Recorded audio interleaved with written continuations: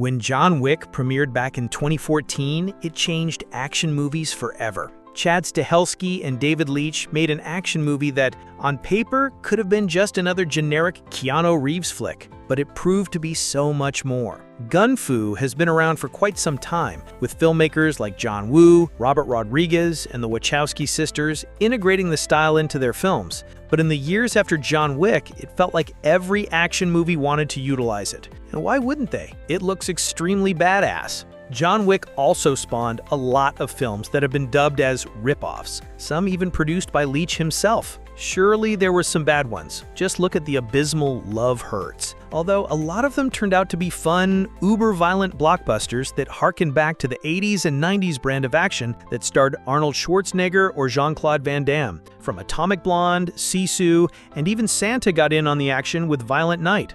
One of the very best movies to come out of this trend was Ilya Naishuler's Nobody, which turned Saul Goodman himself, Bob Odenkirk, into a badass action hero who also just so happened to be a suburban dad. The movie initially fell under the radar, largely thanks to the fact that it was released in the midst of the COVID-19 pandemic, but once it hit streaming, it garnered a large audience. Nobody 2 comes 4 years after the first film, with Odenkirk back in action as the anti-hero Hutch Mansell and Indonesian action filmmaker Timo Tjahjanto taking the reins. The question is, will this sequel be able to capture the thrills of the first film, or will it come too late? What is Nobody 2 about? Nobody 2 begins similarly to the first, but backwards. While the first movie saw Hutch's family and friends viewing him as a wimp for not taking action when robbers broke into his house, the sequel sees his family concerned about just how much he's back in the ass-kicking game. He's become a workaholic, often not being there for his children,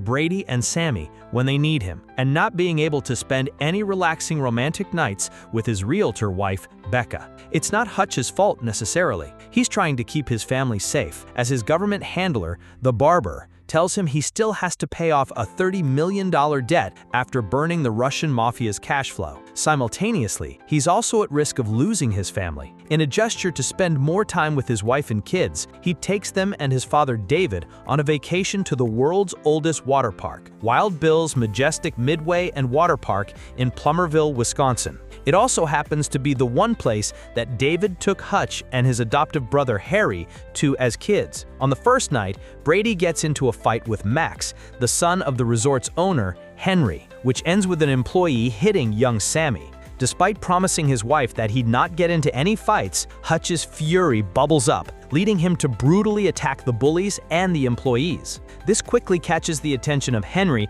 and Plummerville's sketchy sheriff, Abel, and soon enough, Hutch realizes the truth. The town is a bootlegging route, run by the aggressively violent and relentless mob boss, Lendina. Nobody 2 ramps up the violence with a higher body count. If you were a fan of the first Nobody, there's a good chance that you'll have a great time watching Nobody 2. It's as simple as that. Yes, the sequel falls victim to recycling a lot of the beats of the previous film, but director Timo Tjahjanto makes the action feel fresh and exciting. Tjahjanto's Indonesian films, like The Night Comes For Us and The Shadow Strays, are known for their gruesome violence, and he is able to bring plenty of that into this sequel. Nobody 2 works best when it's just Odenkirk going to town on Lendina's grunts, finding new ways to mutilate anyone who might put his family in danger. The vacation resort setting also lends itself perfectly to the action. It plays like if you mixed the first film with National Lampoon's Vacation, with a little bit of Home Alone thrown in there for good measure.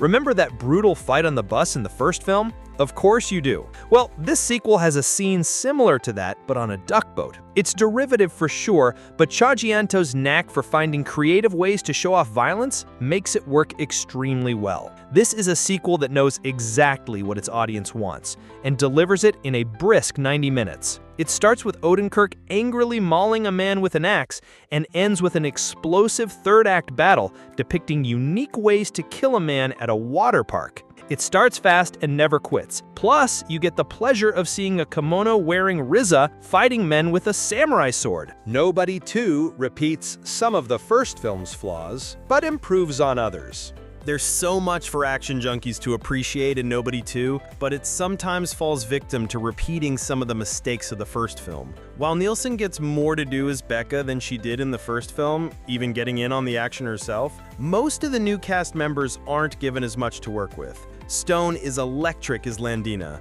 whether she's hissing orders at her goons or dancing by herself in her luxurious estate. And while she does make for a far more memorable villain than Alexei Serebryakov's Yulian in the first film, she also doesn't get much screen time. She doesn't even pop up until midway through the film. And because of this, she doesn't feel as much of a threat as she should. She gets her moments, but there's only so much the movie can do in just 90 minutes.